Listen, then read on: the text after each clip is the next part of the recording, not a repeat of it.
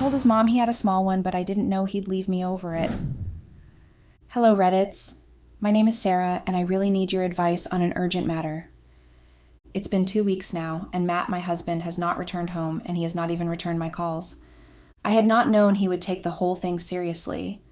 I had told his mom he had a small one, but I didn't know he'd leave me over it. I had only meant it as a joke, but clearly he hadn't taken it as that, and he flipped. Now my husband, who I've been married to for 10 years and have 1 kid with, left and has not shown up since. I would have even been worried that he had been missing, but I found out that he actually visits our son at school. So I then realized it was me he didn't want to see. I feel so crazy and out of my mind because I felt what I had said hadn't been enough for him to leave and not want anything to do with me again. Matt and I had lived in the same neighborhood growing up, but we never really spoke much because Matt was the quiet type and I was the outspoken one, so our characters were quite clashing, and we both had different groups of friends we hung out with. I had always been considered the troublemaker, and most parents warned their children against hanging out with me back then. I guess you could say I was quite rebellious, but that was until a point when everything suddenly went still for my family. After high school, I couldn't attend college immediately because my mom had been diagnosed with cancer, and so every sort of fund was put in for her medical bills. She's healed now, though, totally, and it had been an absolute miracle because it had been a 50% chance of survival. But that whole year had been rough for us all, and we only got back when Mom started making a speedy recovery. It had been amazing, really. So after the whole thing with Mom, Dad kept insisting I go to college, so I went just to satisfy them, not because I was interested anymore. But eventually, college turned out to be plenty of fun, and I hadn't even expected that. Coincidentally, Matt had attended the same college as I did, so we met again in college, and somehow became friends this time. Matt was, and still is, very brilliant, so he was always helping me with my studying, despite the fact that our courses weren't relatable. Honestly, if it hadn't been for him, I would probably have failed through college. I was the outgoing type, so I was usually out partying, getting high, or just not where studying books were involved. Matt had been the one who would force me to do some studying. In fact, he would study with me before my tests and exams. Matt and I did not get involved in college, though, but according to him, he had liked me right from high school, but had been too shy to say it. I was different, of course. I dated 2 different guys before I even got involved with Matt at all. I met Collins, my first boyfriend, and we dated for about 3 months before we broke up. He had been cheating on me with other girls, and he hadn't thought of it as bad, and hadn't bothered to hide it from me. I had been really heartbroken by the experience, and it had been Matt who helped me back on my feet, figuratively. Then I met Steve. Steve and I were together through college, and we only broke up when we went our separate ways, and the long-distance relationship thing hadn't worked for us. I had actually liked Steve a whole lot, but for some reason, Steve and Matt never got along, and I never knew why. Matt had graduated 2 years before me, so when I was fresh out of college, I went to live with him because I hadn't wanted to go back to my parents' house then. Matt had surprisingly been cool to allow me to live with him, even though I knew how conservative he was. In fact, he never dated any girl I knew of in college, despite how girls literally threw themselves at him. He was always too busy and thought less of the attention he got. He never went to any parties either. He always had his head in a book, and still, he was an eye candy because of how brilliant he was, but he never saw that. In my head, I had thought of him as too boring. Matt had started working by then, even though he worked on his own. He would say he didn't trust anyone around his work, and so that was why he worked alone.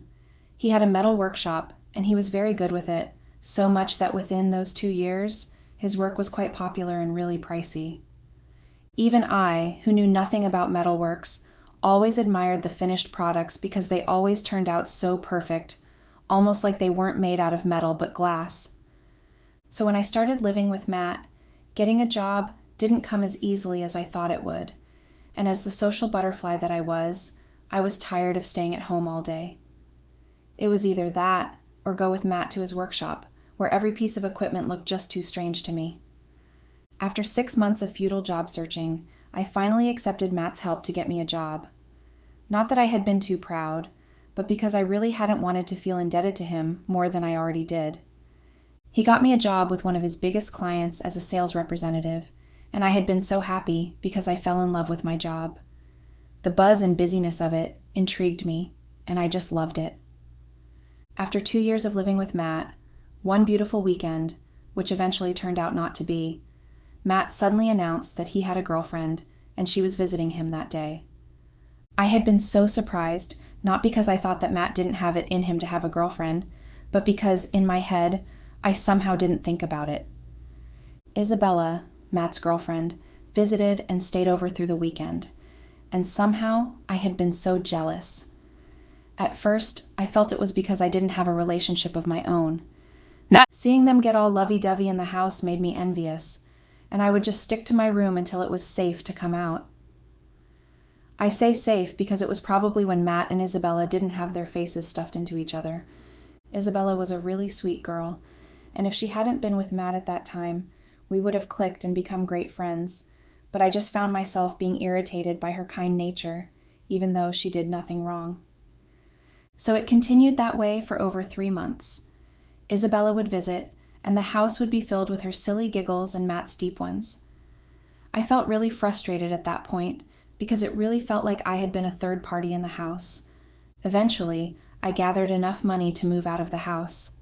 I had even gotten a house agent, and we had looked over a few houses. I had been planning to tell Matt I was moving when Isabella came to see me that day. She had called, she had probably gotten my number from Matt, and asked to see me during my lunch break. Irritated, but more curious why she had wanted to see me, I asked her to meet me at the restaurant near my office, and she came. She told me that she really loved Matt and wanted to move in with him. Apparently, it had even been Matt who suggested it, but she had refused because I was there. She apparently wasn't comfortable with me being there with Matt because I was a third party in their relationship, and she wanted me to move out. I was shocked and angry. I remember being flushed with anger, and I told her that if Matt wanted me to move out, he should come to me himself, not cut corners or send his girlfriend, who was hardly my friend, to tell me that. That day, when I got home, Matt had not been in, and when it started getting late, I texted him, and he told me he had to travel to deliver a piece of metal work he had been working on for a major client of his, so I had to wait until the next evening to vent my anger, and that wasn't exactly cool with me. No. Staying angry through the next day affected my work very much, and I even got scolded by my direct supervisor, which just fueled my anger towards Matt. When I had gotten home, Matt had been at home, and I lashed out at him. He surprisingly informed me that he never asked Isabella to do that, and apologized on her behalf. Instead of being pacified, I was more upset because Matt was apologizing on her behalf. It made me jealous, and I just left him sitting there without saying anything else and went into my room. It was not long after that incident that Isabella just stopped coming over, and Matt had stopped mentioning her too. I had been really surprised, but more happy that she wasn't in our space anymore, and that Matt had my time again. When she didn't show up after a month, I asked Matt about her, and his response pleased me so much. Back then, I had no idea why it pleased me that much. They had broken up, and apparently it had been Isabella who ended things with him. I had been extremely happy, and it was then I realized that I had feelings for Matt, and they kept growing, and despite the subtle signs I gave Matt that I actually did like him, he had not even been able to guess that I did. It frustrated me because I felt that since he already had some dating experience, however short, he would at least be able to tell from the signs when a girl liked him, but that was not the case. Eventually, when I realized that Matt was never going to make the first move, I took matters into my own hands and asked Matt to be my boyfriend.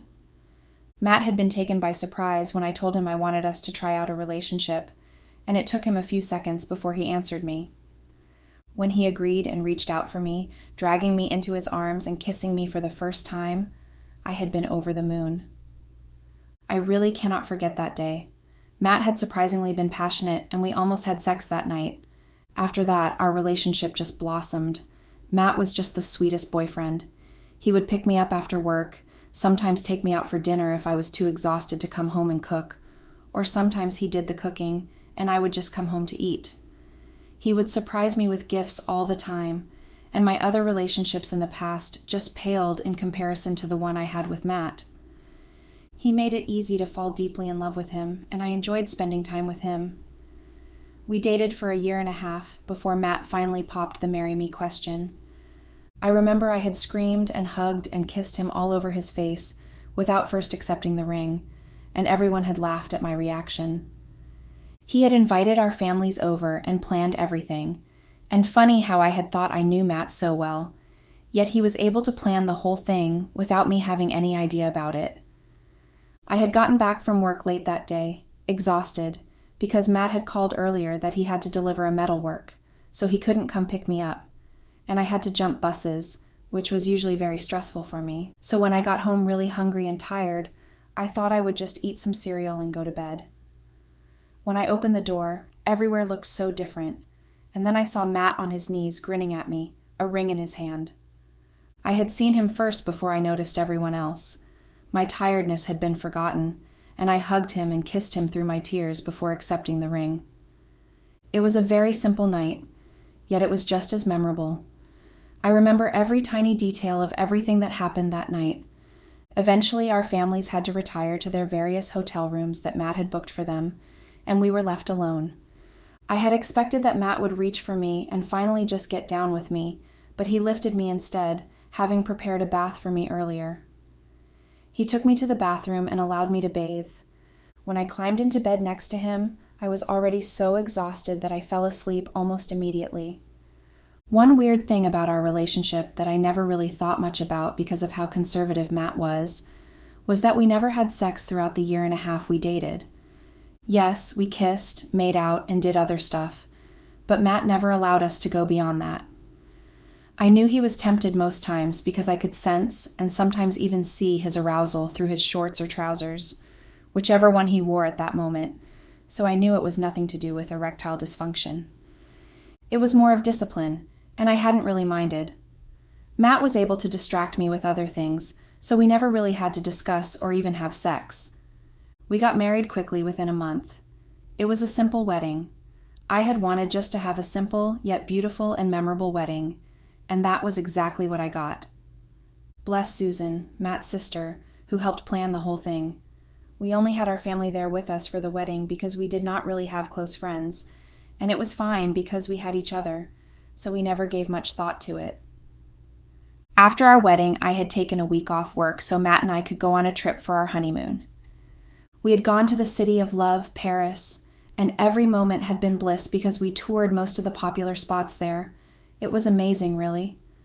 Well, except for one thing. I mentioned earlier that we never had sex throughout the period we dated. So when it was time to have sex as a married couple, Matt confessed that he had never done it before, and I had been really surprised. Because of how much of Isabella I saw around the house, I had thought they would have done something. But then again, I remembered that Matt was Matt. So I tried to teach him all I could from my past relationships. We even watched pornography together so he could try out the things we saw. Well, long story short, when we finally got down with each other, I had been disappointed. Really, really disappointed, and not satisfied. I had to help myself out in the bathroom so I could have an orgasm. Matt tried, though, for years to satisfy me, but it never happened. He jerked off easily, leaving me hanging with no orgasm. After 1 year of being sexually frustrated, I told him, carefully though, without having to hurt his feelings, and he offered to help me have an orgasm orally, which helped for a while. I mean, we would have sex, and then he would quickly get down with me to help me. But then, after a while, that too frustrated me. I still wasn't getting the satisfaction I wanted, especially after I met Rose. Rose was my friend from work, and then we became really close and hung out even outside the office space. Rose had a boyfriend, and she always spoke about how huge he was down there, and how often he made her have an orgasm without even trying. Although I never told Rose how unsatisfied I was with sex in my marriage, I would just listen to her go on and on about sex with her boyfriend. Matt, although, made up for the disappointing sex in other ways. He was the most caring husband, and if I had described him as a sweet boyfriend, then he was the most amazing husband I could ever have asked for. I was fine settling for the lack of satisfaction in sex, and after I mentioned it that once, I never did again. In fact, to help his ego, I usually faked orgasm. And Matt was happy because he thought he finally got things right. It was in our 3rd year of marriage that I got pregnant with our son. Matt had been over the moon and asked me to mention anything I wanted, and I asked for a bigger apartment to raise our son. The apartment we stayed in before was quite big, but I felt that since we were having a baby, we needed more space, and he had agreed. He started to build our new apartment with professional help, of course, and by the time I gave birth to our son, they were done with the house, and we moved into it immediately. Matt got me a car as a present for giving birth to our bundle of joy, Ethan.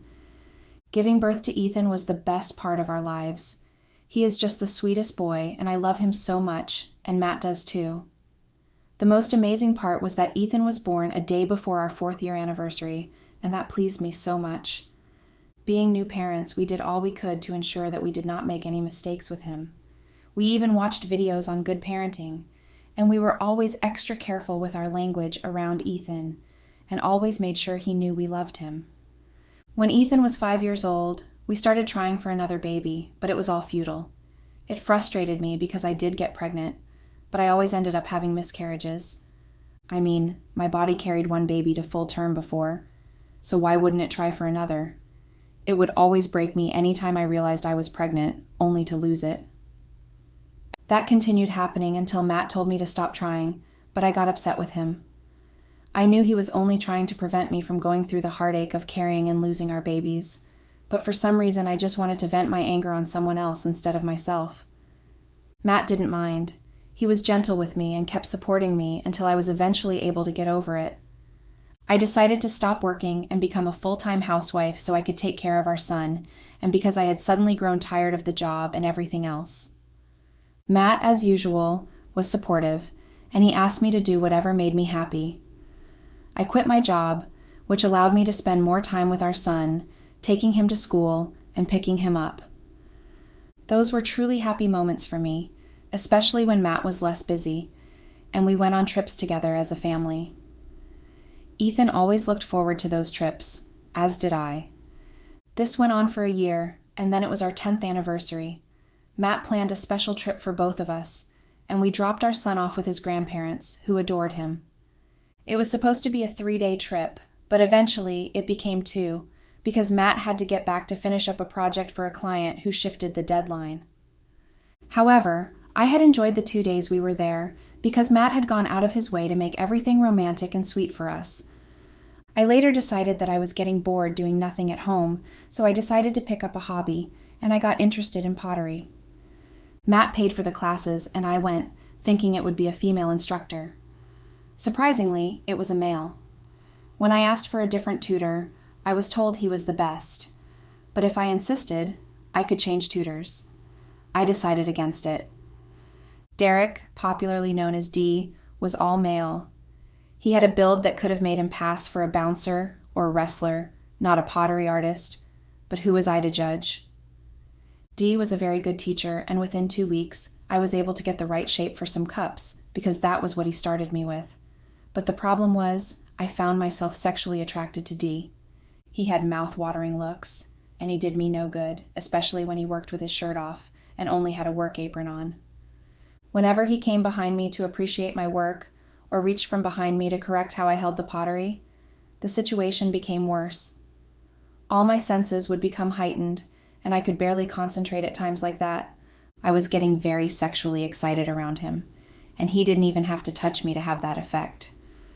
I remembered what Rose had said about her boyfriend, and realized it was what was happening to me with D.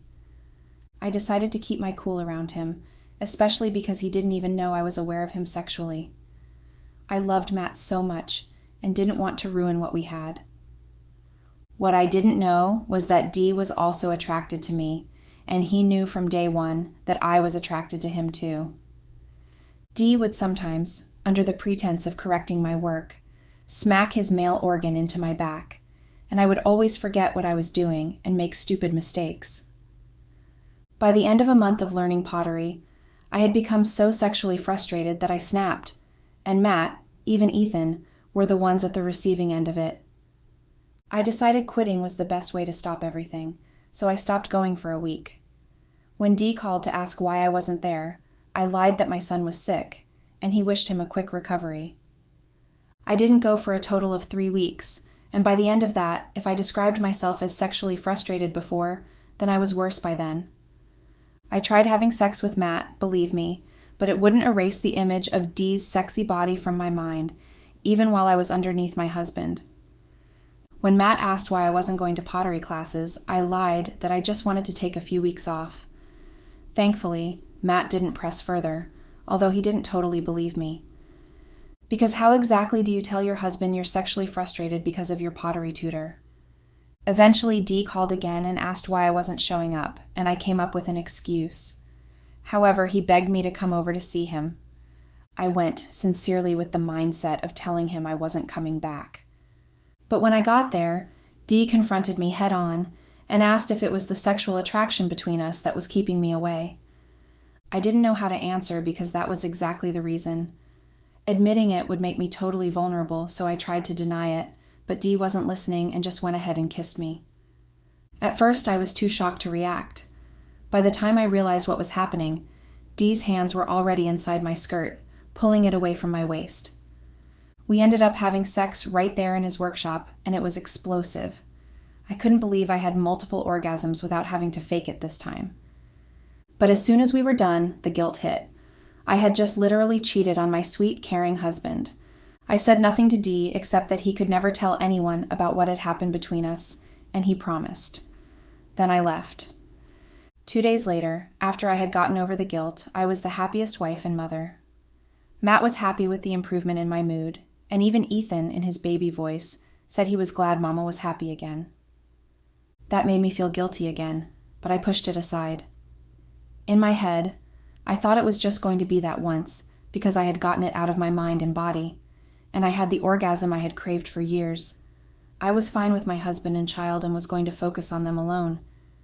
But that isn't always the case, is it? I kept going back to Dee for more orgasmic experiences, and each time my guilt deepened. I tried to make up for my infidelity by being the best wife and mother to Matt and Ethan individually. I made sure I did everything right by them to make up for the sin I was committing behind their backs. I knew it didn't truly make up for cheating on my husband, but in my head, I somehow wished it did. Dee started demanding more of my time, and he also started asking for money. I gave him the money, of course, because I was scared he would blackmail me. Soon, the guilt of cheating on Matt, especially when he was so faithful, became too much to ignore. It even overcame the urge for the orgasms I had craved, so I eventually stopped seeing Dee. I stopped going over to his workshop and house because of how guilty I felt. But apparently Dee wasn't done with me. He had taken a photo of us in bed naked, while I was asleep after the usual bout of sex. He started blackmailing me with the photo, and I was so scared of losing everything. I did whatever he wanted, which was sex and money. I became tired. The whole reason I started the affair now seemed worthless, and I didn't know what to do. Dee kept demanding more money and sex. I didn't want Matt to suspect anything, so I kept using my savings until I used it all up. At that point, I was already frustrated with the whole thing that I stopped giving in to his requests, which resulted in him blackmailing me, threatening to send the pictures to my husband. I lied, saying I had already told my husband and that he was willing to forgive me. But Dee didn't believe me and threatened that if my husband saw the picture, he probably wouldn't be willing to forgive me. By that point, I was really tired of giving in to him, so I didn't mind. I planned to tell Matt about it and prayed, hoping desperately that he would forgive me. But I kept postponing the day I would tell him because I kept losing my nerve and I was so anxious, thinking that every time Matt walked into the house, he was going to be holding that picture. The day I finally decided to tell him once and for all, Matt came home, and his mother was right behind him. Apparently, she had visited a friend who lived close by and had decided to stop by and say hello.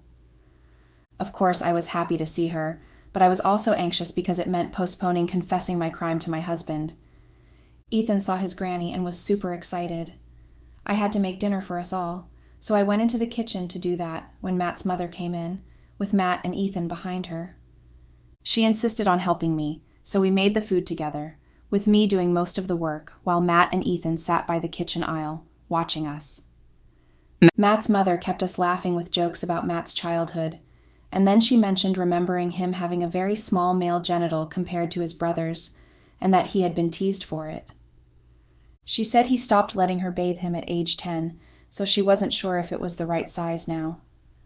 I laughed and jokingly said he still did have a small one. Everything else happened in such a fast motion that I can't even pinpoint exactly what happened, but all I remember is Matt getting up and leaving. I was surprised and went after him, but he just drove off, and since then, I haven't seen Matt. My head keeps spinning. I don't know if what I said was that bad, or maybe he found out about Dee. I desperately need your advice, guys. I can't lose my husband. I really, really love him. Please. Update. Hello, Reddits. It's me again. Yes, it's me. The delusional cheat, as you all call me. It's been 2 months. 2 whole months since I saw Matt. Actually, I did see him once when he came to the house to give me divorce papers. When I begged him desperately to forgive me, he just looked at me in disgust and pushed his phone into my hands. And staring right at me was the picture I had never wanted Matt to see. Apparently, Dee made good on his threats and sent the picture to Matt. Matt told me that after he saw the picture a few weeks before I made that nasty comment, he had been wondering if I was ever going to tell him I was having an affair. He wondered what he had done wrong to deserve me cheating so shamelessly, and until I made the comment about him having a small one, he hadn't realized he was never able to satisfy me sexually, and that I had sought that outside our marriage. He said he wanted nothing to do with me anymore. He only wanted shared custody of our child, and would give me child support, as stated in the divorce papers. Here I am now.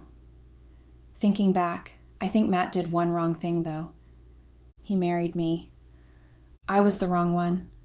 I was stupid to think that cheating on Matt wouldn't have consequences. I stupidly thought he could forgive me, even though I couldn't forgive myself. Every day, all I do is cry myself to sleep. My heart breaks every time Ethan asks why his father isn't living with us anymore. How do I bring myself to tell an 8-year-old that his parents aren't together because his mom sought sexual satisfaction outside her marriage?